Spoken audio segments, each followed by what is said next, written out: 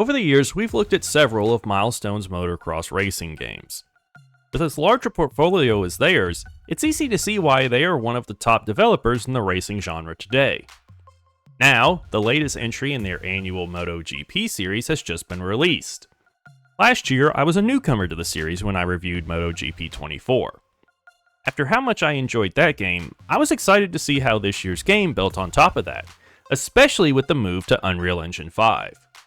So, did the change in engine help take this series to the next level?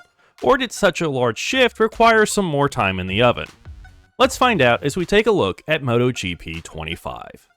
Sports Gamers Online is the #1 source for the sports gamer. The biggest addition to MotoGP 25 is the new arcade physics option. This option aims to give players a more casual way to play, where all they have to focus on is their acceleration, braking, and turning. Last year, as a new player, it took me several hours to get the hang of how to drive properly in the game.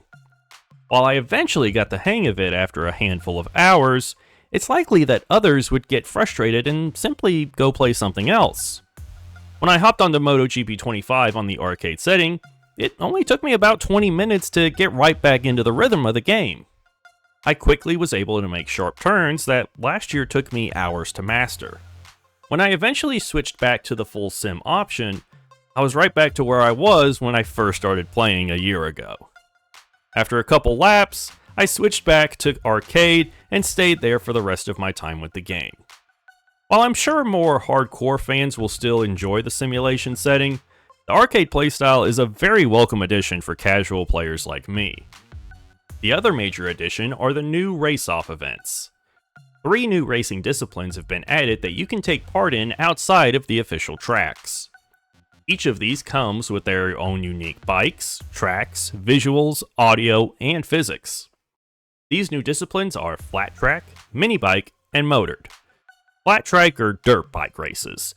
In these races, you have to learn how to drift around curves on dirt tracks, similar to Lightning McQueen in the first Cars movie. It's definitely a fun change of pace from the usual races, and is the most unique of the 3 new race types. Mini bike, on the other hand, is the most similar to the main races of the 3 new disciplines. Here, you're riding a smaller version of the bikes you ride in the main races. Because of this, it feels somewhat similar to the main races, however you are able to make tighter turns, and the timing is a bit more forgiving. Motored is the middle point between flat track and mini bike, while still feeling quite unique compared to the main races. These bikes require a good deal of work to keep control of, though. You need to watch how much you accelerate, or you risk flipping your bike backwards on top of yourself. Career mode in MotoGP 25 felt, in a word, lackluster. It just felt very bare bones compared to last year. It's hard to put my finger on what exactly caused me to feel this way. I think the biggest factor is the change to how you upgrade your bike. Instead of spending points to choose which part of your bike you upgrade, you now have debriefs with your engineer. In these conversations, you can tell him what changes you want to make to the bike. However, there's no feedback on how exactly your bike is changed based on your conversation. No matter how many times I told my engineer the engine needed more power because I was getting killed in the straightaways, the bike always felt exactly the same.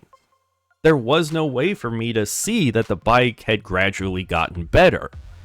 I just kept having these same repetitive conversations that seemed to change nothing. With bike upgrades becoming less involved, there really isn't much to do outside of the actual races. The race-off events are available at certain points in the season for you to participate in, and competing in these races lets you unlock new cosmetics for your rider. The transfer system returns after being introduced last year.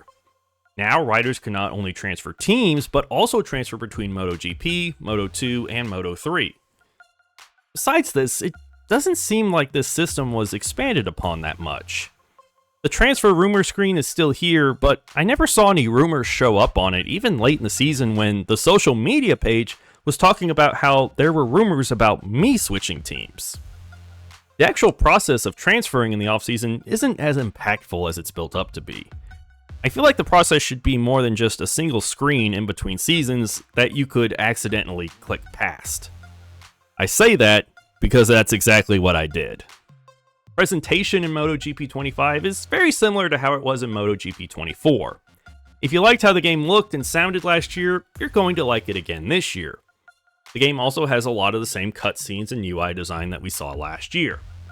There was one thing that stood out to me that just didn't look good in this game.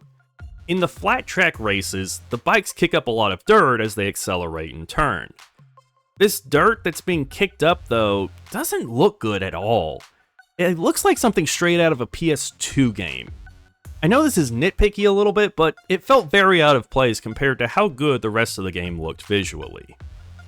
Performance-wise, the game ran flawlessly during my time with it. I reviewed this game on a base PS5 and didn't have any crashes or major bugs. Also, the rumble features on the PS5 controller felt amazing and really helped to immerse me more into the game. MotoGP 25 is a game that's definitely trying to attract a more casual player into the series. With the addition of the arcade experience, new race types, and simplified bike upgrades, the series is definitely trying to ease new players into things. However, in this push to bring in a new audience, the game doesn't seem to offer enough to keep more established fans of the series satisfied.